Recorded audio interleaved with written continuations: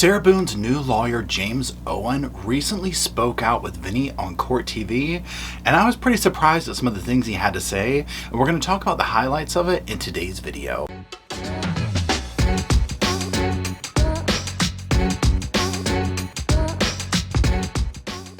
Hello Sofa Squad and welcome back to the sofa. My name's Paul. The name of the sofa is, well, Sofa.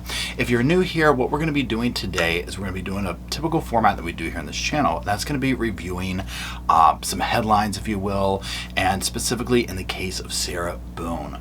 Now, what has taken place here is James Owens, her new attorney, her ninth attorney, sat down with Vinny. Oh, Vinny. Every time I do that, I think a little light shines down on Vinny wherever he's at. Right? He's an awesome guy. He's an awesome reporter. He has great energy. He's very nice. I've met him like in passing at CrimeCon, and I just think very highly of him and all the people over at Court TV as well. So, but like I said, James Owens sat down with Vinny, and he talked, and a lot of the stuff that James had to say, I was like, okay, you know, if this is on the up and up, whatever. Okay, I get it. And so what we're going to do is we're going to look at some of the highlights of that interview. Now, also what we'll do is we'll get a couple of clips of James Owens talking to like the media and stuff like that, like at some point, like when he did the hearing with Sarah or whatever. So we'll do that. Then also in this same show from Vinny or whatever, they went over some of the body cam footage from one of those domestic situations that Sarah and George had. We will do that in a separate video because it's an entire just different thing here, okay? But a lot of you have asked me about that part, and so we're going to do it, but just like whenever it comes out, whether it's the day after this or depending on when you're watching it, just go back and look in the playlist, okay? Basically, it should be there or it's upcoming, okay? Anyways, what we will do here is we'll just put a clip up, we'll talk about it, I'll give commentary. Now, if you're regular here, then you know this, but if you're not, I'll go ahead and say it again. I'm not a lawyer, I'm not a doctor, I'm not a therapist, I'm not a cop, I'm not any of those credentialed things here. I am just offering what I like to call sofa speculation, okay? That's their credentials. The damn sofa from Amazon. Okay, we're credentialed in that way. Okay. But these are just my opinions on very public information about these cases that we watch. I welcome you to offer your opinion as well. And so that's it. Just know that. Also, if you're unfamiliar with this case, this is the case of Sarah Boone. Sarah has been in county jail for 5 years fighting against the charges that she basically took the life of her now deceased boyfriend George by getting him into a suitcase and letting him suffocate to death. She videotaped this while she ridiculed him while he begged her to let him out. She has gone through 8 lawyers. The judge forced her or made her go pro se. I shouldn't say forced. By her own behaviors, he has made her go pro se, right? She lost the privilege of having the attorney. At the 12th hour, James Owens, an attorney, I think he said he's around Pensacola, stepped in, said, I'll represent you, and they tried to get a continuance. The judge said nope, not gonna happen, and so we're down to the wire. Her trial is set for October 7th. Let's go ahead and get that first clip going. So who would believe in Sarah Boone? Well, someone did step forward to take this case. Yes, an attorney in Florida. Joining me by phone, Sarah Boone's 9th attorney, James Owens. James, thanks so much for joining us tonight. Whenever he says the 9th attorney, James Owens, like when I was doing this, I was imagining like a football cheer, like shh, the crowd goes wild. He also said, you know, he's like an attorney in Florida. He knew what he was doing there. Oh, Vinny knew what he was doing. But you heard it. I just wanted to put that in there so we're all kind of on the same page of this is who this is what's taking place. Now, one thing that James will say is like when Vinny's like, you know, how did this happen, right? James is like, look, I watch a lot of Court TV. I watch a lot of YouTube. And I was like, okay, he's amongst our crowd here. We might have him on the damn sofa one day, who knows?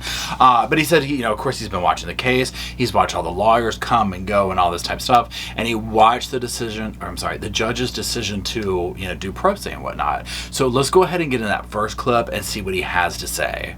On a serious charge, a felony, in this case it was a murder, for the judge to revoke that right was a serious decision on his part. I don't disagree.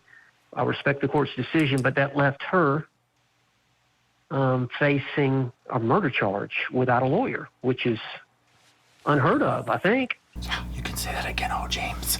So, a couple of things here. he says, you know what, I get it. I respect the judge's decision. I mean, at a certain point, something had to be done, right? Now, we will hear them later say, and if you follow me, you know, and I think Vinny says it too in his closing thoughts here, regardless of how we might feel, everybody deserves a fair trial. Everybody deserves a lawyer. Unfortunately, you do get people that come through that know how to abuse the system, and I do feel like that's what Sarah's done. However, unfortunately, with charges like this, these are very serious, okay? And we're talking an M trial with somebody with no attorney that also likes to play games, right? So you do the math on how that was going to pan out, even though it would be sheer entertainment, okay? Take the fact out that, put aside over here that there's a victim. George has lost his life in this case, right? Take out the lawyerly thing, all that type of stuff. Just very superficial, petty, okay? Yes, it would be 100% entertaining. However, it would get very old very quickly. And then I also still stand by, I think she was going to use this opportunity to continue to victimize people such as his family, meaning George's family, and people like that. So at the end of the day, it's probably better that somebody stepped in. I still think anything can go with this case, okay? You just never know. Now, he will say, James will say, he's like, look, I saw the ad, right? I saw the ad, Court TV, but I answered it, okay? And he was like, I was waiting and waiting and waiting for a local person to like take this case on or whatever, but it didn't happen, right? So let's hear what he has to say about the systems or the system and situations like this. And so, I watched for a while, and then I saw the ad on your show, and I think that you had said something implying, hey, who's gonna take the case? What lawyer in Florida is gonna pick up the torch, so to speak? And I think you had somebody on, maybe it was a lawyer from the Northeast, and I think I remember that lawyer saying, man, if I was a license in Florida, I'd take the case, under that scenario, because she really needs a lawyer. Everybody needs a lawyer. So here you hear it from the horse's mouth. Again, I agree. Everybody needs a lawyer. It's kind of waiting around. Well, I'll tell you one thing. My first thought process was people don't want to touch this, right? I mean, you'll hear these attorneys, they're busy. You see when we watch these cases, the wheels of justice go very, very slow. And when you have someone like Sarah who is dragging it out and causing problems and a total nightmare with the attorneys and all this type of stuff, people don't have time. And especially if there's a question about payment, right? They're going to be like, yeah, no thanks, right? Now, he'll talk about how Sarah was, basically like had a third party reach out to him and kind of vet him and whatnot. And then she herself would end up, talking to him and whatnot. And he was already planning on being in her area. So he's like, look, hey girl, I can come on see you. You want me to see you? And she's like, yeah, come on, boy. But there's a gap in the system. The judge made the decision based on her conduct that she had forfeited a right to a lawyer. I believe that's where the private sector has got to step in. Somebody in the private sector in that situation, and it's rare, should step in. So like I say, I waited. Nobody responded in the local area. So I just happened to have a case down in Hillsborough County that I was going to, down in Tampa. And so I knew I was scheduled for court down there. So about a week before that, I sent her a letter. And she had a third party contact me to, I guess, check me out to see if I was legitimate. And well, I think everyone's been checking you out in the last couple days, and everybody knows you are absolutely legitimate, James. I mean, now here's one dynamic of that part right there, because a lot of people are like, he's doing this for clout, he's doing this for this, and who knows, maybe he is, right? Clearly has put himself on the map, okay? I mean, clearly. And oftentimes we do see this where attorneys will come up and do that. Now for the defendants, hey, great. Get your 5 minute, whatever you're trying to get out of this, but we'll talk about his compensation here in a minute because I was surprised. Whatever you're trying to get out of this, go for it, but defend me. You know what I'm saying? So from that standpoint, I totally get it. Totally get it. The first meeting? Yeah. No, it was, it was a 4-hour meeting. I usually don't meet with clients in the jail for that long. So I gave her a chance to talk and just listened. And honestly, this is what Sarah needed, okay? She needed someone to come in there, if this is really the way it went down that he said, but it's answering some of my questions, but I'll finish one thought first. She needed someone to come in there and just listen to her. Almost like just cry it out, darling. Cry it out. Tell me what happened, girl. Tell me what happened. You know what I'm saying? Like, she needed to do that. Unfortunately for her, I think she needs to do that like constantly, and so it drove people crazy. So him going in there, because notice there's this different vibe with her and him. Like, she seems very excited. Borderline smitten, okay, let's just be honest. But she seems like totally cool about him. If he's willing to go in there and listen to every little thing she says, and yes, honey, oh yes, amen, Sarah, amen, then she's going to really be, smitten with him. I mean, do you blame her, right? But that's what she seems like she needed in this case. And, we had a good meeting. Just, again, I think she has trust issues because she felt like she did have some good lawyers that were on her case and just withdrew because they would get in some arguments about issues, I guess. And so she said they wouldn't even tell her anything at the jail, but the next thing you know, she would, be sent to court, and the lawyer had filed a motion to withdraw. So she didn't, trust the lawyers because she didn't know who to trust. She'd been with so many. So here's the thing, 100% I get what they're saying. Of course you would have trust issues with this. However, the thing is, when you heard him say, they get in arguments and stuff, well, you see how she talks to people now, right? So she's thinking that you're doing, like, you're working for her or whatever, or God forbid dating her like George was. You saw the way she talked to the cops and about him and about George and all that type of stuff. So you can only imagine. And so then she also has this thing where she seems to forget that it's like, you are incarcerated right now, right, wrong, or indifferent. You're difficult to get a hold of. All these layers are there. And if you're talking to these lawyers like a certain way, I don't care what people say. At the end of the day, they're human, right? No one wants to be talked to that way. Same way she doesn't like being talked to that way. I mean, you heard the way she acted in the interview and stuff like that when she perceives, being slighted or whatever. It doesn't go over well, but yet she does that to other people. So, yeah, I'm sure she has trust issues, but she's also part of creating that dynamic. Part of that 4 hours, I played the prosecutor, and I pulled out the jury instructions, and I made an argument as a prosecutor would make to a jury, and I had her sit there and listen to it. And I think that was effective. I don't think she had anybody ever do that to her and explain it to her that way of how it would play out in court. That right there is good. Okay. That right there is good. Okay. Like, this part right here changed my perspective of this guy. And again, we're just going based on what he said. But the way I interpret this is that he sat her down. He's like, look, her little pretend, he's like, you be the pretend judge. Okay. You're already the pretend judge. I'll be the pretend jury and the prosecutor. Okay. But he literally just sat down there and probably walked through it and played it out and was like, girl, okay, you pretend you're Sarah. How does that sound? Listen to you, third party, listening to what just took place there. And that's what they're going to do in the courtroom. That's what that sounds like. And maybe her seeing that and needing someone to break it down on that level for her to go, okay, yeah. Now it makes me wonder. So you know how they're going with like the defense of the battered spouse syndrome? It almost makes me wonder if she had some other thing in line that when he broke it down to her, he was like, you see how this doesn't make sense? Your best thing is to go with this over here. And she might have been like, oh, okay, yeah. I just feel like overall he talks some level of sense into her. And maybe that's why she's excited, because he sees a pathway, he's clearing it. And at this point, it could be like, you just need to get this done and resolved and get out of this judge's courtroom and work an appeal. He might even say it's going to instantly be appealed.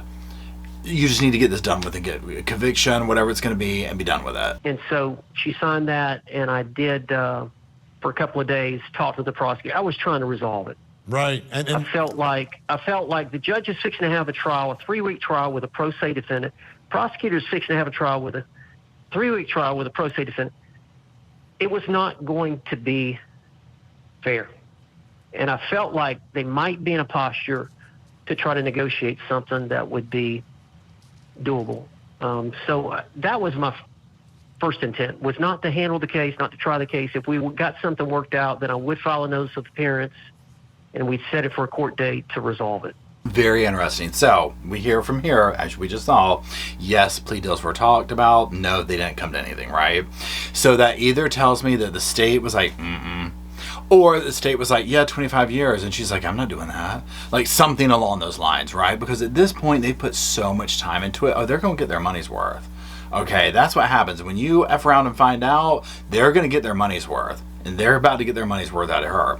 So, but interesting that he worked on that. We're going to hear some of his motivation because, we'll hear him say here in a minute that it was basically like, look, this is why, I came down here for. And he'll even say with that he goes to meet Sarah one more time with the PI, Billy Lane, talking about, look, there's essentially no plea deal, so I'm not going to be working with you, because that's why I was really doing this, is just to plea you out. But let's hear what he has to say about it. That evening at 7, so I asked if I could just join. So I came back over and spent about an hour and a half with her and Billy Lane, the investigator. And we talked some more, and I was convinced that there was going to be no plea bargaining. So I told her I was not representing her and I was leaving, and I emailed the prosecutor or called the prosecutor and said, look, we've reached an impasse. There's no agreement, and I'm not going to be representing her. And I went home. So very interesting. So basically it sounds like he was like, let me just plead this out. Let me go here. Whatever the prosecutor was offering, Sarah clearly didn't like it. Or vice versa, right? It wasn't going to happen. Sarah probably wants time served. I can almost guarantee she's like, I want time served. I've done my time. You know what I'm saying? And they're just like, no, 20 or whatever it is they're offering. If we find out that even now they're offering her 10 years and she won't take it, whatever she gets, she deserves, okay? If it's 10 years they're offering her still and she's not taking it after doing 5, girl, bye, okay? Absolutely goodbye, okay? I have nothing else to say about that. But then James will talk about how, she gets back up with him, she's overwhelmed, all this stuff's going on. Of course, this is a very short amount of time here. And they talk about, okay, I'm going to work with you. But he then goes into saying, with something like this, I basically have to shut down my whole practice for 30 days. That's 4 years old and a lot of things have happened. Can you do it? And will you be ready? Well, I'm gonna do my best with the time I've got left. That's all I can do. I'm gonna get some help. I've got to get some staff helping me. That'd be great. And I've got 2 lawyers that, like I say, I think are going to help me. Are pretty much committed to it. They're friends of mine, and I trust them, and they want to help me. And they realized I thought the case was going to be continued. I respect the judge's decision, but I really thought. Let me ask you this. Now, he'll talk about how he's reached out to former attorneys that I've already worked on it and whatnot. And you hear him saying, shutting the office down, getting friends to come in. They are going to do nothing but eat, sleep, and breathe this case for the next 30 days to do the best thing they can with it. And then just go to trial. That's all they can do is just go to trial. Now, when it comes down to who paying the bill, okay. Vinny's going to ask him just point blank, oh, you're going pro bono, right? Or whatever. Let's hear what he has to say. And you're doing this pro bono? I don't think she has much. No. What are you getting? Well, Sarah's got to pay me back one day. Okay. Okay. That was the agreement I had. I didn't want to. I wanted her to understand that she needs to be self-reliant and she needs to be responsible for fees. I've got a bunch of clients that are paying me, and some of them only pay $50 a month. And but it's important to me. It's important to them, that we have an arrangement to make payments, and that's what I told her. Okay, a few things here. He's talking about she's going to start breaking me off a honey bun and a can of thing of soup each month. Just send it from the prison, girl. You better send a snapback. He's like, she's going to break me off a honey bun every month, and then when she gets out, we're talking about this, that. Okay, but seriously, this is my thought process, and y'all tell me what you think. This man might be way smarter than any of us here, y'all. I think he's playing chess. Everybody else playing checkers. I would almost guarantee you he could be doing this. You're going to give me a cut of your book deal or your movie deal or your this deal because you know that this will be a movie, that she will be able to sell this. She will be able to. I don't know what the laws are about you can't profit or do this or that, but somehow, some way, there will be something tied to that he will probably be able to be like, hey, I'll do this for you for this. Now, also admirable, and I'm not trying to cut him down for that, whatever. Look at the dude who represented Chad, right? He had his house up for payment. I mean, I get they want money too, right? But like, if he could get his name in on anything that she possibly would be making or doing or whatever these deals, there you go. Or he represents her for those and brokers them, because I don't know if you can make money off your crime in that way, depending on the conviction, all that type of stuff, right? What is it, the Son of Sam laws or something like that? I can't remember. But you know, him talking about there's accountability, some clients pay $50. Absolutely. I mean, we need more of that, right? So even if it was just legitimate, like, no, she's going to pay me like $100 a month and I'm going to represent her, basically be her booking agent for whatever stuff comes from this, right? Because again, why this was not, Lifetime is not all over this already, I do not know. Maybe because it's still going on and it's not as like viral as say like Chad and Lori Daybell, because they had numerous things out before that was even resolved. So we'll just kind of hang tight on that one. Now he'll say, you know what, time will tell if she takes the stand of what's going to happen. He'll play it by ear with all of that. There's a lot that's going to take place. He says, you know, obviously she's got a lot to say, and I'm like, oh, we know. Oh, we know. Folks, this is how the system works. It doesn't work if lawyers just look away and don't jump in like this. Everyone, whether you believe they're guilty or not guilty, it doesn't matter. Without defense attorneys stepping in like James Owens is in this case, the whole system crumbles. It absolutely crumbles. So, I mean, amen, Vinny. Amen, Vinny. I totally agree with him. And again, you know, here there's an absurdity to some of these cases that we follow here with Sarah Boone, Daryl Brooks. You know, just this absurd level of like just ridiculousness, right? And there can be some form of comedic effect in that, especially to alleviate the sadness around it. But at the end of the day, the right thing is for her to be represented in some fashion, right? Because it just, that trial was going to be a nightmare, okay? An utter nightmare. I don't think we would have gotten past day one. Like, it would have dragged on and on and on. So this is probably in everybody's best interest. Now, let's hear a little bit more about what he has to say, and he meaning James Owen, and a couple of these little press conferences he does. And the first one we're going to watch at or look at is through Court TV. So let's just look at this clip that I took out there. You got to understand, Sarah's been through 8 lawyers, so there's some trust issues, and on both sides. You know, I'm concerned, is she going to try to fire me, or we're going to have problems the same way, as you can imagine. But, you know, I like her, she likes me, we communicate well. I think we're both on the same page. And, you know, I spoke to my family, my wife, my daughter Sarah about it. Sarah's thinking about law school, so I got their blessing. I have, you know, some colleagues that I practice law with, a law group there in Milton. And obviously it's going to take some staff to pull something like this off. So you hear him say, first of all, the fact that his daughter's name is Sarah too, you know, she's just like, oh my God, right? You know, but it does sound like, you know what, yeah, this case is a very specific case. He's got these people that are going to help him. And, you know, it is what it is. He's just going to do what they can to see what they can, how far they can get with it, right? Let's listen to a couple of little clips real quick from a different news channel, a different news source. I believe this is WKMG6, from the same interview or press conference that he did. Why this case?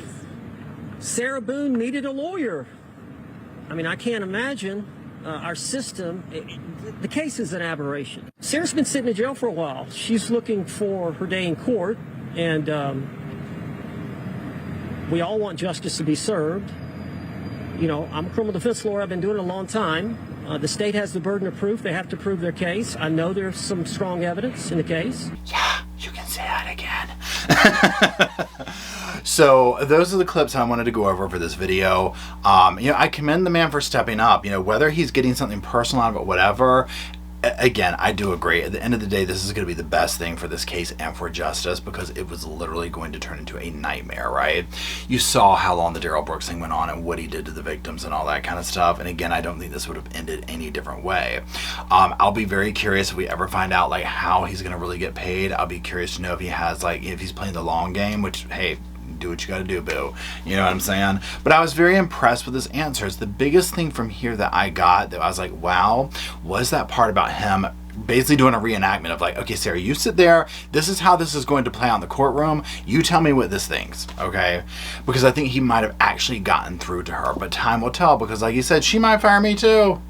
And this could be, I personally think she might do this during trial, but we'll see. So that's it. I do appreciate you if you're still watching, and if you're not still watching, I appreciate you too. I'm sending it telepathically. So drop some comments off in the little comment section, along with a little sofa for myself and Roscoe and Spirit to hang out with you and talk about all these cases that we do here at the Sofa Squad. And until we meander our way on down to that little comment section, I'll see y'all soon. I just wanted to say thank you again for watching the whole video, and also thank you for being part of the Sofa Squad. Special thanks to all the Patreon members, channel members from both of my channels, everybody who likes, shares, subscribes, comments in the comment sections. It helps the channel out so much. Now don't forget, I do have that other channel, the podcast channel. That's where we go live, we hang out, we talk. We have kind of sort of a schedule, but just be sure and check it out. I'll put it up here on the screen. Also, if you're looking for merch, be sure to check out my Teespring store. I'll put that up here. And then, like I said in the beginning of the video, if you want to follow me and Roscoe on the Instagram, go on, check it out. It's right here on the screen again. But once again, thank you very much. I really appreciate you being part of the Sofa Squad, and I'll see you in the next video.